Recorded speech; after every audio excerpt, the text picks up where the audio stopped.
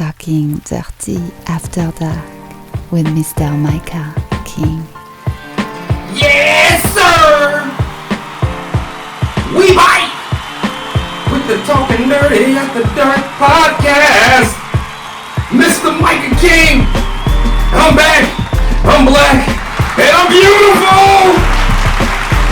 Yes, sir! We got a guest in the building today. We got a good homeboy in the building today. If you like them black, if you like them built strong, if you like a yoga instructor in your life to put it in your life and do it right, we got that in the motherfucking building in the Talking Dirty After Dark podcast, ladies and gentlemen. Talking Dirty After Dark. Yeah! Go ahead and introduce yourself, brother. What is going on, world? It's your boy Bailey B, the black self-help guy, and all of those things Michael King just said. I am here. Yes, he is here. And he is here to represent. What's going on, Bailey B? Hey, just chilling, Michael King, man. Good to see you, brother. Good to see you too, brother, man. You know, I like to have the energy that you always represent in the building, around at all times. And it's great to finally have you and your energy on the podcast, my friend. Thank you for coming, dude. Thank you.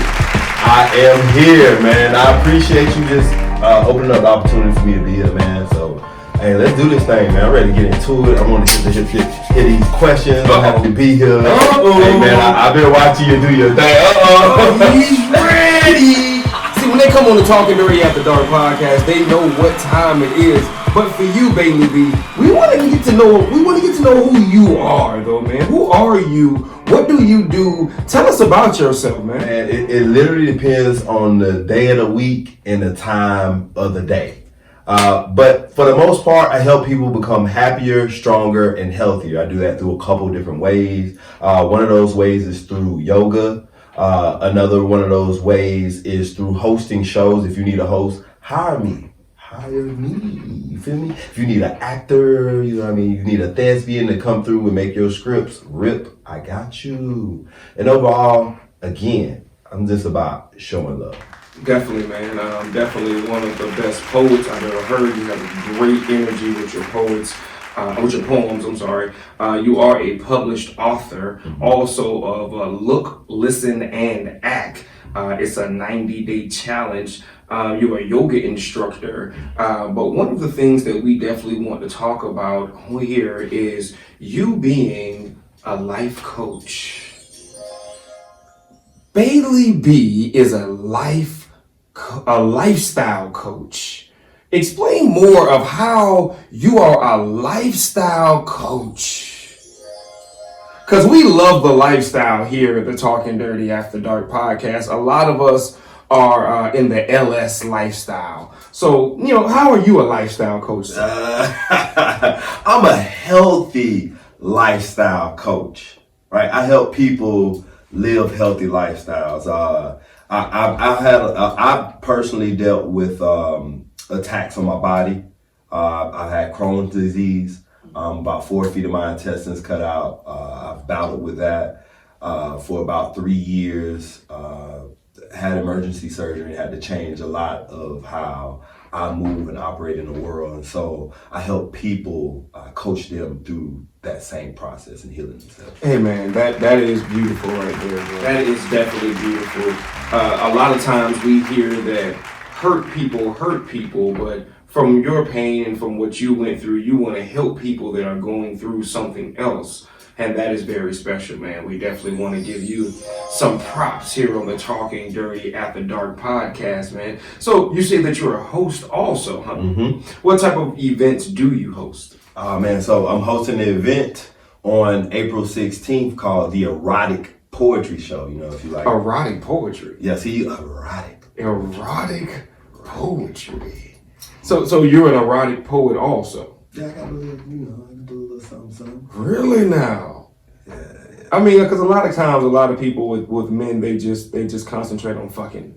and they're not into anything that's dealing with eroticness. So to be an erotic poet, I'm assuming that you have to put yourself in that mindset to actually write it down and then again entertain other people with it. So can you give us a little bit more of how you tune into that erotic poetry side of you? Hey, first off, I'm gonna say that's an excellent question. Second off, I'm gonna say it ain't hard, brother. I'm an Aries, and I'm an Aries. Then we at Aries season. My birthday is Manana. That means tomorrow. It's tomorrow, and so Aries being rams with horns, horny. So it's not difficult pulling from that place to communicating. So you just said like, you gotta fuck. Most men think about fucking, but you gotta think about your partner. And you think about the ladies, and so we must fuck their minds. They say it all the time. So it's about communicating your ideas, and 80% of your communication is body language, sir. So a part of my performances is not just the words I say, but the dominance I communicate. The dominance you communicate. Yeah. Wow. Now that is well spoken. The dominance you communicate. Wow. That's great right there, man. So with that dominant side, would you consider yourself to be what role in the BDSM community? I'm gonna have you ask me. BDSM community, I am the brat tamer. Brat tamer? Yeah, so give us a little more information on that. So there's young ladies that like to play. They might not even be aware of it, that they play the brat role in life or in the BDSM community. Bratty women can find themselves selfish, like to challenge their mates. And a lot of times, a lot of those challenges need to be met with a tamer. Someone to put them in their proper place. Sometimes gently, not often though. Not often. Wow. Continue. Go ahead. That's all I can say. Wow. Yeah. Not often. Yeah, not often. You do it gently, but not often though. That's So you're experienced at taming brats. And so give me an idea of what is a brat. Brat, again, someone who's selfish. A lot of times when girls act bratty, catty, they don't get their way, you tell them no and they act out. Spoiled. Again, want to get their way. Just certain expectations. I'm having a hard time coming up with them because me being a brat tamer, I don't focus on her shit. So that is one of the keys, not focusing on her shit. No. So is there a book that's going to come out about that? Because I did read the 90-day challenge. Now, is there going to be a book that's coming out of how to be a brat tamer, or how can we learn more of that side? He has a name. Wow. Bring it back. Yeah. Bring it back. Yeah. We can't give him everything. Yeah, being a multifaceted black man. Today I'm here representing the black self-help guy. Happiness, happy, stronger, healthy. And then as I come back the next time, we can tap into the dark side. So you're also a yoga instructor. Tell me more about that. How did you get into that? And tell me more about that. Oh man. So again, I was diagnosed with Crohn's disease, had a really great shot at going to the NFL. They cut about 4 feet of my intestines after spending 14 days, 14 nights in the hospital bed. The doctor said I'll be back in 5 years to have major surgery again. I'll probably be walking around with a colostrophe bag. The colostrophe bag, that's a pee bag. Yeah. And I was a young man with muscles at the time.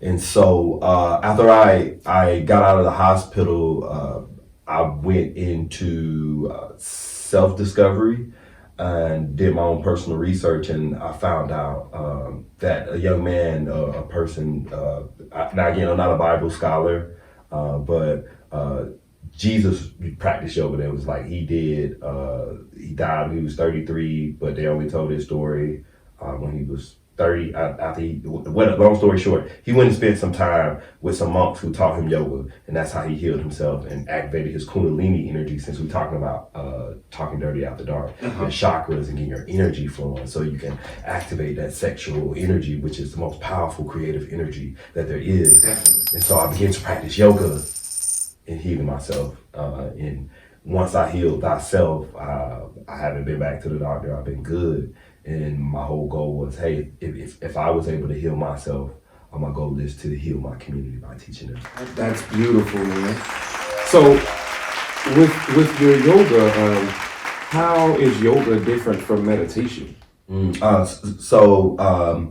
Yoga is a moving meditation, and yoga was actually created by women. And the whole goal is you're doing a moving meditation in preparation to actually meditate. So you're limbering up your body, getting yourself comfortable in difficult positions, so that at the end of yoga practice, moving yourself into these difficult positions, you can sit more comfortably and still and have communion with Source, God, or the Creator, or whatever higher power you subscribe to. Hey, so why are women told to avoid going upside down when menstruating? So probably because the flow of the blood might leak into their head, it's like their face or something like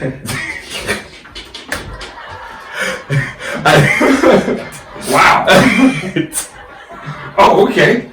Wow. I mean, I don't know. I was just like, because I heard that and I was like, I wonder why. Let me ask. But that's pretty interesting. What are some things that pregnant women can and can't do in yoga? What's really great about yoga is for everybody. Yoga is for everybody. So there aren't too many can'ts in what women can or can't do. What I mean by that is whatever your body will allow you to do comfortably while you're pregnant and practicing yoga, then go for it. So cat-cows, bridges where you lay on your back and have your knees bent is really healthy for your lower back while you're doing pregnancy. And one pose that is extremely well is a sumo squat. Which is a very deep squat where your legs are spread and you have your arms between your elbows. I would give you a demonstration, but I don't have enough space, but you can come to my class on Saturday morning. You do have some on your website and on your Instagram or wherever you found, you do definitely have a lot of demonstrations on there. Yeah, plenty of them. I have a lot of demonstrations. Where can they see these demonstrations? How can they find them? Yeah, at Bailey B Inspires. That's on everything. At Bailey B Inspires. That's Instagram. At Bailey B Inspires, Facebook at Bailey B Inspires, and Tinder at Bailey B Inspires.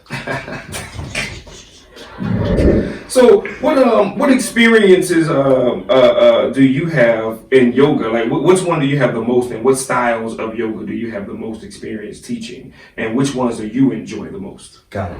I specialize in beginners yoga. My whole goal is to make yoga accessible again for everybody. So no matter your weight, your height, your flexibility level, I make yoga easy for you. Secondly, what form do I really like and appreciate is vinyasa flow, which is a more athletic version. It's constant movement and you're connecting your breath and breathing to your movement, which makes the practice more challenging. And again, I'm a former football player, so that athletic version of yoga I find very challenging for me, so I get a lot out of it. So on a personal level, as a yoga instructor, how would you respond to a student disrupting in class? Like, how would you respond to that? So it happens quite often. It happens quite often? Yeah. Oh, wow. Because again, I specialize in beginners yoga, and a lot of people in our community have never been to a yoga class. Right. So this is the beginning for them to know. Okay. Yeah, they don't quite understand, for lack of better words, the behavior of how you interact in a yoga class. So I oftentimes greet them with kindness from a very loving place, and the goal is to be firm but gentle in communicating proper yoga class etiquette. So you basically have to explain to them the etiquette, like from G's to gents type thing with yoga. Yeah.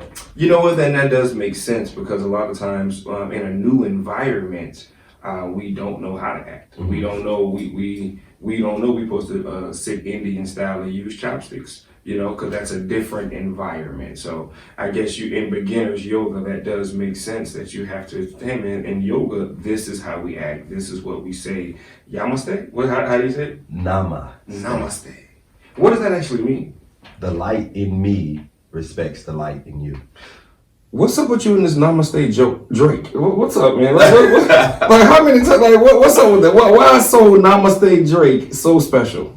Namaste Drake. Namaste Drake. That's how you say it? I'm sorry. Namaste Drake. Okay, what's Namaste Drake about? Namaste Drake is a Drake themed yoga class. And basically, I love Drake music. I love his hard toughness, but at the same time, the mixture of being gentle, I can relate. So I respect that. And I like combining, his hard flows and the R&B vibes to my yoga class. So we flow with Drake in the background. It's just, it feels good. I understand that, man. Drake does go hard on everything. It's very rare that you hear him like slip, but I can't even, it's just like, I can't even think of one. He don't miss. He don't, So with your book, the 90-Day Be the Blessing Challenge, what is that about, man? Give me more information about that. So look, listen, act is a 90-day devotional challenge that I actually did not write. I spoke. Wow, what does that mean? What I mean by that is my best friend, Garland Jones, back home in Orlando, Florida. Shout out to the O. Old Town? Yeah, Mercy. 47? High Hills? Hey. 700 block? Mercy. But you know about it. So I was talking to Garland, and I was telling her that I wanted to share a lot of the spiritual tools that I've learned and come across throughout my lifetime with the world as I was going through dark moments like I lost my job, lost the best friend, broke up with who I thought was going to be my life partner for the rest of my life. I wanted to share those practices that helped me get through those dark times. So what I began to do was share a video on Facebook every single day. Be like, hey, it's Bailey B with Look, Listen, Act. And on today, I challenge you to, again, it's a daily devotional challenge to help you become the best version of yourself. So I would make videos, and then 5 years later, I moved to Atlanta. And I went to a workshop, and at the workshop, it was a motivational speaking workshop where they were talking about making content and becoming an author, which would make you an authority. And one of the things that I noticed is that we're lacking spiritual nutrients. So we have all this information about all these different things, and I feel like religion has hijacked spirituality. And so religion is the biggest paid market, more than Silicon Valley. Right. And so but what I believe as a man, instead of complaining, I create solutions.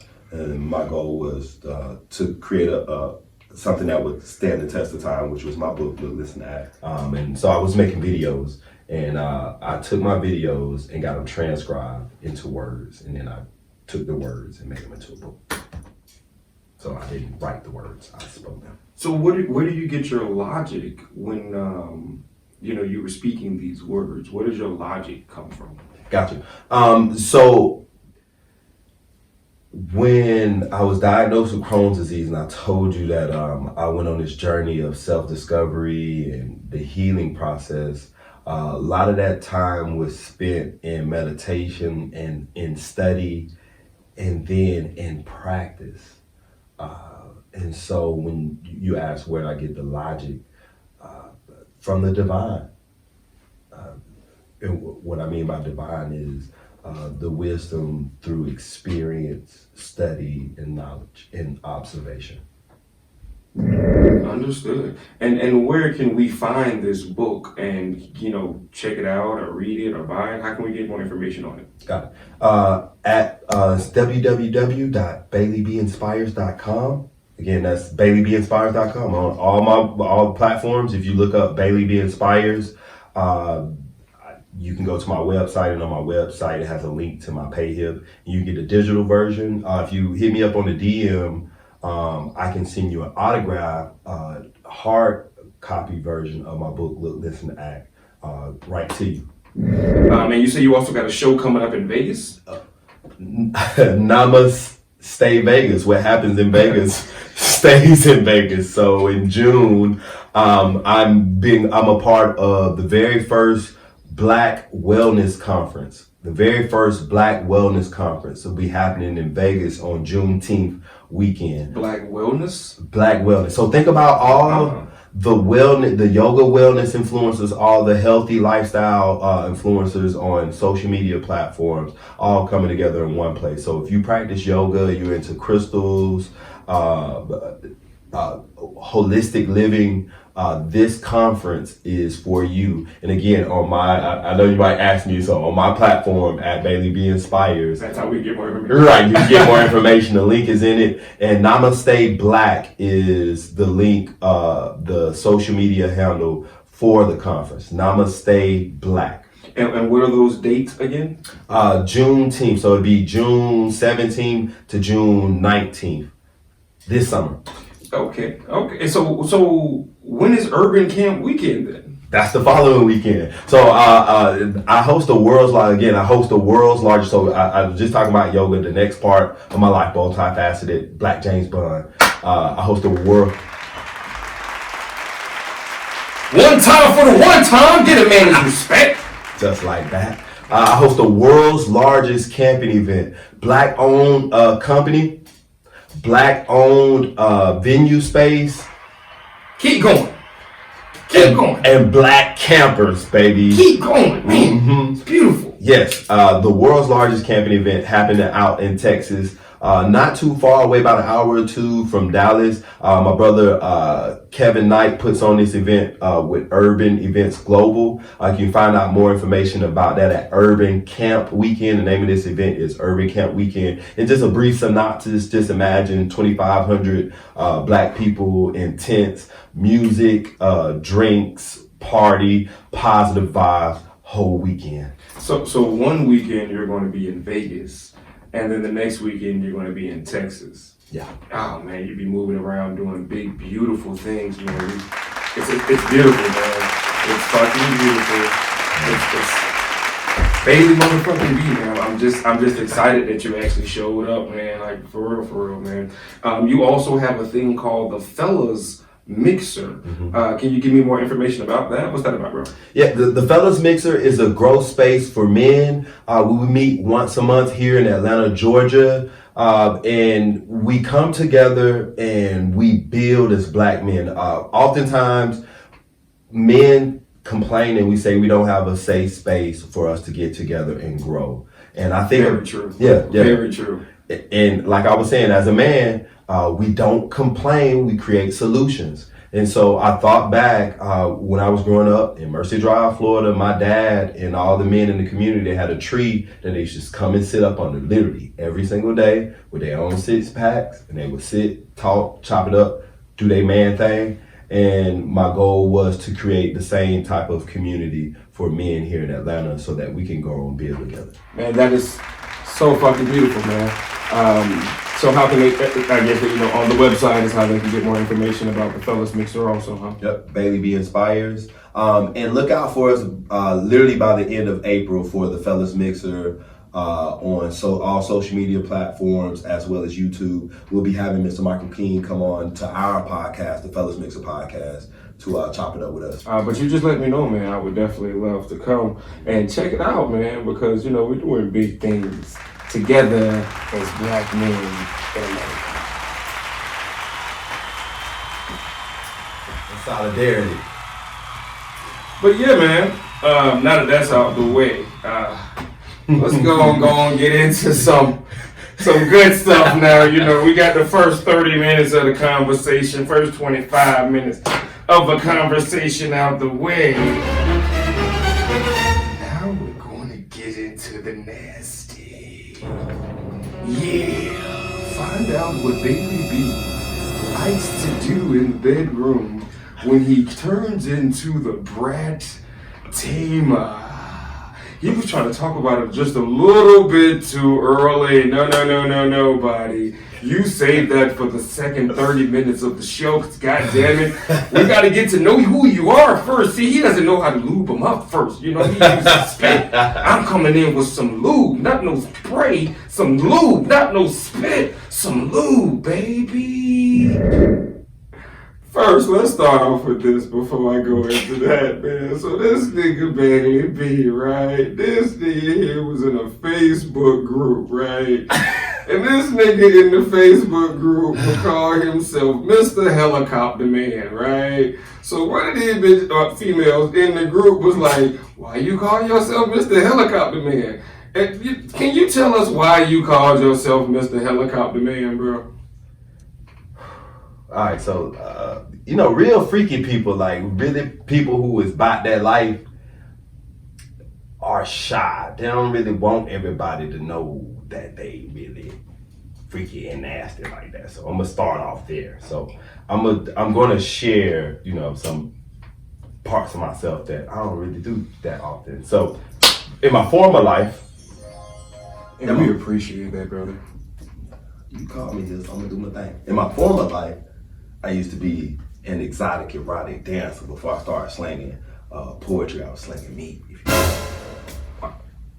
Oh, wow. So you were a stripper?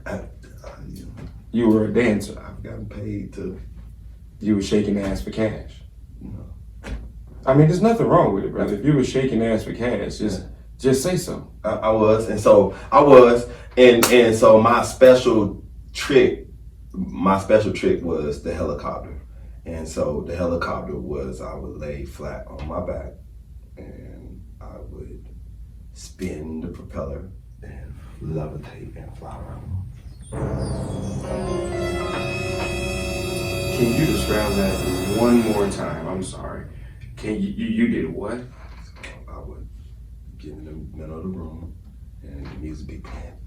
I'm like, oh, get hype, man. I can't do that but one time. Get your money ready, yeah.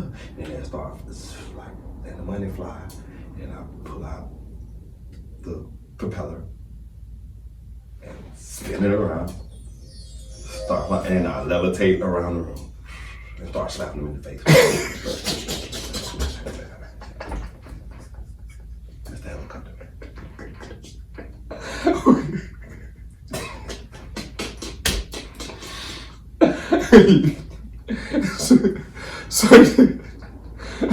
So you would levitate across the room. I would, bro. And you would slap him across the face with the propeller. And how did the propeller sound? Oiled up, lubed up real good. Wow. So what's an embarrassing sexual experience that you've had? Man, Miss Applebottom. So I was in college. I was in college, man. I remember this one, but I remember her name. Right. I remember her name. Miss Applebottom. I remember her name. Like wow. I could remember her name and everything. We was in science class. We had science class together. This was my second year taking this science class. My first year, I didn't know that I would fail the class. But the second year, I knew how to study. I was the man in the class, so I was helping people and shit. And she sat right in front of me. She had the apple bottom pants with the lace. She was like lace, thong panties on, the same aqua as the heater on the ground right now. I'm not lying. It's up here. It's right here. I got it. Oh, I see it like it was yesterday. She sat in front of me every single day. I used to help her with her work, and I always used to hit on like, hey man, let me take you out, this and that. I used to hit her up all the time. I had a girlfriend at the time, but on this one particular night, I had already hooked up with my girl. I had messed with another chick like early in the middle of the day. And then she finally gave me like the green light call, like pull up on me. Young thought. So I pulled up on her. Another one. and it was late, and I finally had that ass. Just that. And she was from Charleston, South Carolina, Chucktown. I don't know if y'all know about y'all world history or whatnot, Black James Bond history. In Charleston, these people are original Africans, and I love black ass, like, just original woman. Like, she was short and curvy, and she was like, yeah, this yours, come get it. Oh, wow. Come here, come take it. And my man ain't worked, though. My man was that. Let's dive into that, brother. Yeah. Were you too excited? Were you? I mean, because I'm sure you were practicing Kegels at the time. No. I was in college, man. It was I had just done splattered out all my mojo for the day. Like I was done. I ain't had no more sauce to get them up. So a lot of women would have just told you, not tonight. I'm gonna hook up with you tomorrow, though. Why, as a man, did you not tell her not tonight? But we gonna hook up tomorrow?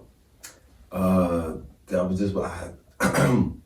Being a young Thundercat, the quote goes, it was 2 cows at the top of the hill, 2 male cows, and a whole bunch of female cows down at the bottom. And the young male cow was like, let's run down the hill and fuck one of the cows. And the old cow was like, let's walk down the hill and fuck all the cows. And so what I'm trying to say is I was in a rush trying to do everything. I tried to hit all the girls in one day. I didn't know how to say, no, let me just catch up with you another day, because I had been chasing her so hard, and she finally gave me the green light. So I was like, this is my one shot to get it, and my one shot to get it, I blew it. I didn't even blow it because I didn't have any bullets in the gun. So, Joe, what is something that is on your sexual bucket list that you have not done? Man, I really want to be chosen by 2 friends, like 2 girls. Like I'm just minding my business, and then they be like, you handsome. I'm like, what?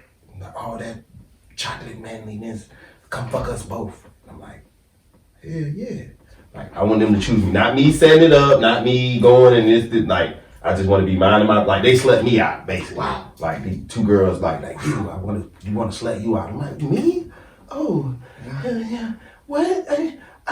I don't know what am I supposed to do? I've never done this before. So the tamer wants to get dominated. Just like 20%, like not like it's a normal thing, like, you know what I'm saying? It's just like, that's interesting. I do 80%. Yeah. Let's talk about that. Yeah. So the tamer wants to be dominated. I mean, or chosen.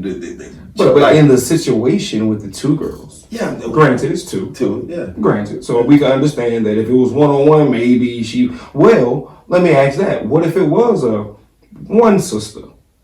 And she dominated you. I'm not like it applied like 80-20 rule for me. Like, so she can't dominate you, like, and choke you while she riding you. 20, she get like 20. I like it. Like, let me clarify. I like it. I like she can get rough and choke me, but like 20%. Like, feel like, do it. Go ahead. Like, slap my shit. Whatever. But we ain't do it. You wouldn't get to not the whole thing. It's gonna be the whole thing. Like, oh, okay. right. You know what I'm saying? That's gonna be the whole thing. Right. You get what I'm saying? Okay. 80-20. That's just one section of it. Yeah. You can do that. Like, I'm with it. I'm gonna light up like, oh yeah, that's great fun. But we not like, yeah, shut up, nigga, get out of here. Hell no. I mean, none of that me. Nah, none of that me. I just do the disrespect. I like girls, bro. I like girls. I mean, I get girls, like feminine girls. You like them bratty girls.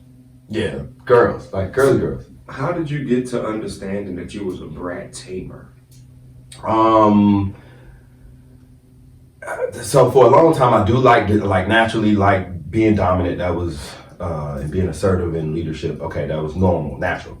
And then so recently, I was with a young lady, my girlfriend at the time, and we were inviting a third into what we was doing. And the young lady had done a BDSM test. She had one, and she sent it to us. And when I did the test, it was like brat tamer. And I was like, oh yeah, that's perfect. I like brats.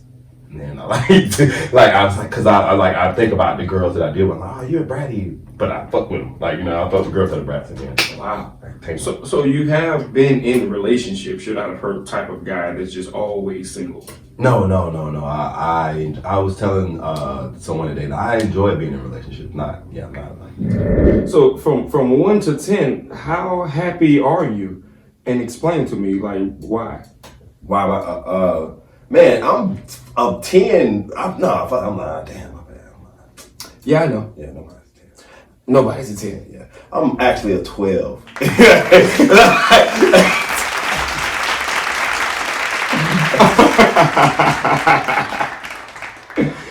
Oh, okay. So you're actually a 12, yeah, I'm 12. Out of this world. Yeah, I'm 12. I'm out of here. Why is it though? Because I have set goals.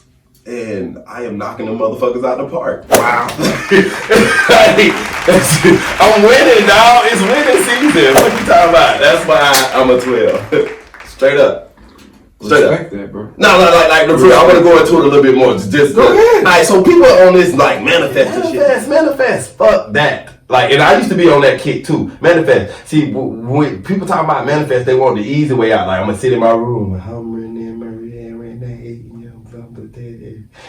And something gonna happen, and nothing happens. And what I'm saying is, we're gonna manifest. I'm gonna sit in her red and do it in my mind's eye first, and then when I get up, I'm gonna get off my ass, and I'm gonna do something.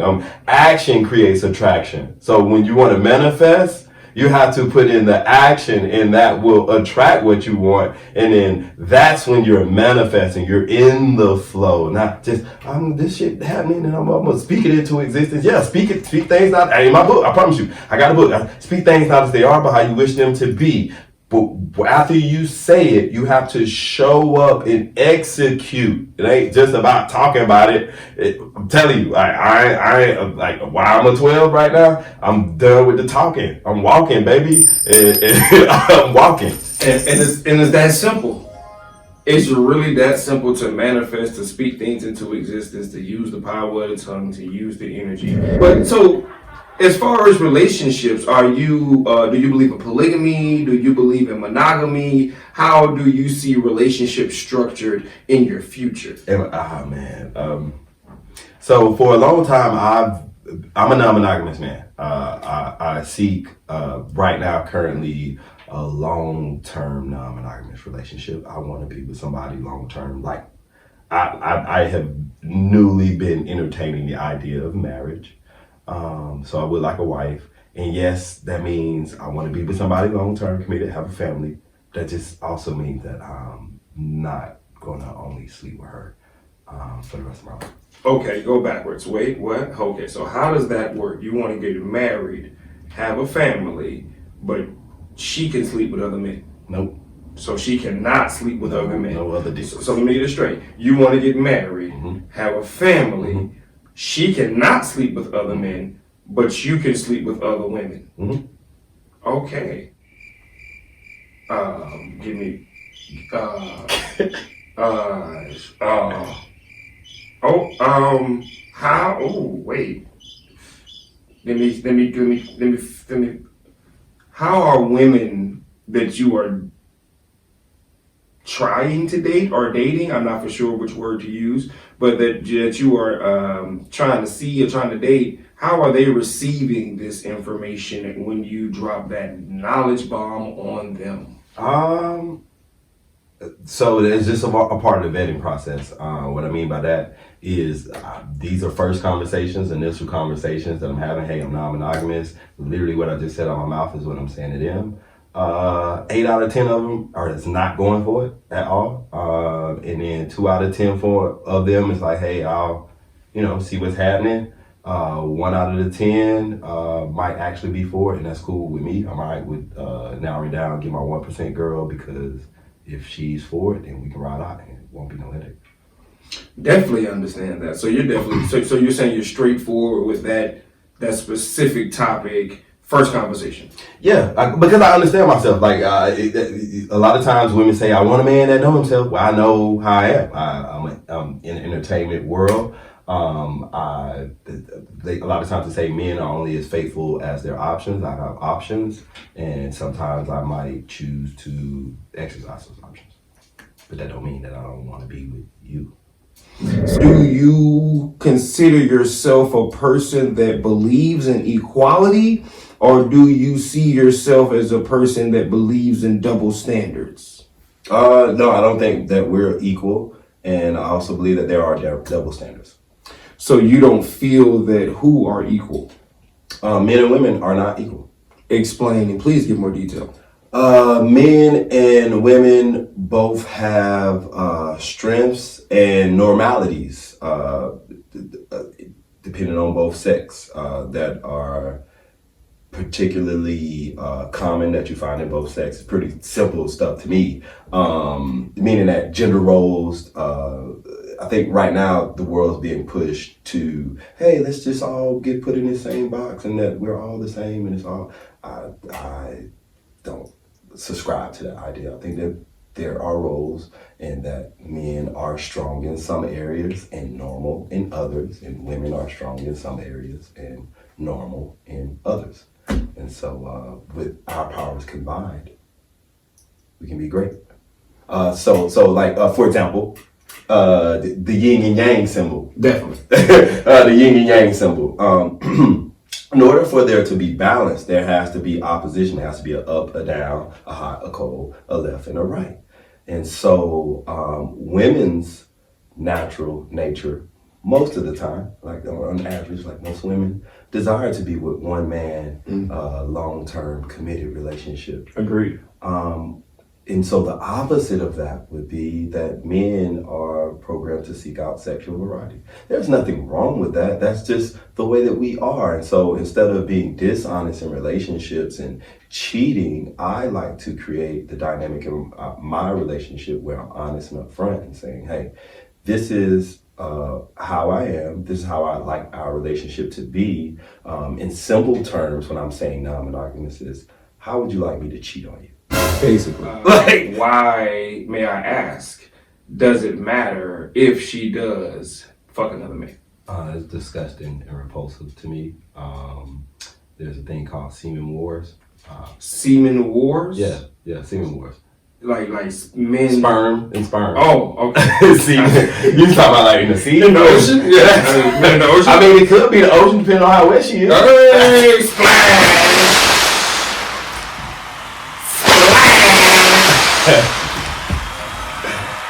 Yeah, it's just not hot. I'm not like, oh, you fuck that other nigga that I want to fuck you. Like, I'm not like that doesn't make me like, oh yeah, I want to fuck you. Like, for example, like I give you a cross example, like about like double standards. Like when my girl sees me like slamming another girl, she gets turned on. She's like, yeah. I've never seen my girl get slammed by another guy. So how would you know then? Because I don't want to. But you might feel like, so you've never had a threesome with a homeboy and a girl. No, I definitely have. And you didn't feel like I'm finna fuck him, I'm finna fuck her better than he fucked her? You say feel like that? Right, and like it's a competition between guys. Like, okay, yeah, I'm finna fuck nigga. Okay, she was screaming. Oh, nigga, I'm finna be nigga. You gonna see? Ooh. Nah, my brain don't work like that, bro. I was fucking like, hey, it was like, yeah. I'm not that. I didn't go into like competition mode with my dog. Nah, I didn't do that. Wow. Yeah. But you feel like that with the woman, she's in kind of a competition mode. Yeah, that's good for girls. That's good. That's good for girls. Yeah, they need to be competing against each other. Gotcha. It's dangerous when guys compete against each other. We'll kill each other. Do you talk about this at the fellas mixer? Yeah, we do. We definitely have a conversation. So, but now let me clarify. There's a wide range of men. This is just how I feel. Like just like you said, Micah said, I don't give a fuck. You fuck all the niggas you want. You get all that, baby. You go and suck that nigga dick and then come home and make out with me and kiss me and like you done saw that nigga come. It's all good. Hey, you can't be cool with it. He just say cool. Didn't say that, buddy. Give me a second now. Cause nigga didn't say more. So I didn't say more that. I said it's stipulations to this shit. That's all I said. With mine, it's stipulations. Like, seriously, this nigga here, man, we be at the pool. I'll never forget this. And I'm like, I'm like, nigga, what is you over there? I'm in the pool, fucking my ass up. I'm fucking the shit out of this bitch friend. This nigga over there talking. What are y'all talking about, nigga? I'm a deep dude. Yeah. I'm deep. I ain't just, see, that's what I'm saying. I just can't be fucking like that. Like, just be slanging dick. I gotta really like you. You see what I'm saying? If I really like you, you like the apple bottom. You like the apple bottom. I was in college, bro. I like her. This was after college? Nah, I was in college. I'm talking about when we was at the pool. Oh, yeah, we was at the pool. That was after college? Yeah. That was after college. Was cool. I don't remember, but I was just like, yeah, you been doing this shit, dog. I have been. Talking, this man been talking dirty after dark. He just finally decided to put it on camera. I'm literally retired.